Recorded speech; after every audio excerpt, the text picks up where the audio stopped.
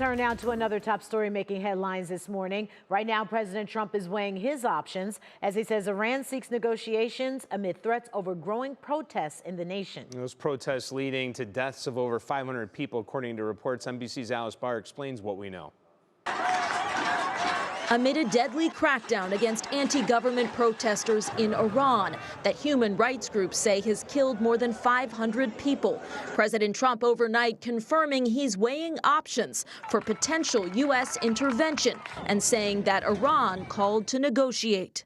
We may meet with them. I mean, a meeting is being set up, but we may have to act because of what's happening before the meeting. 3 U.S. officials tell NBC News preliminary plans the president has been presented with range from potential strikes to other non-military action. Notably, the Pentagon has not yet moved major assets to the region to support possible military action.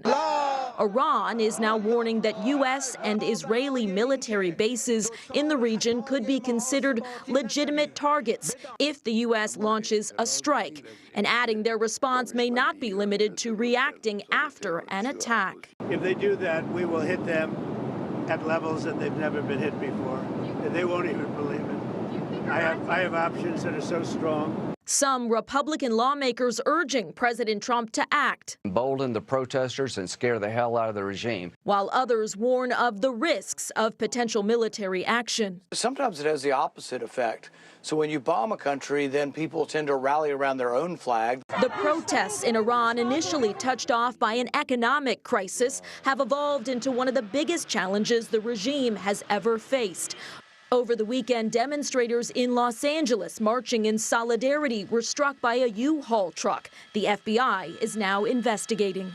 Also, over the weekend, the Pentagon launched a second round of strikes against ISIS targets in Syria in retaliation for an attack last month that killed 3 Americans. The Trump administration is vowing to root out Islamic terrorism.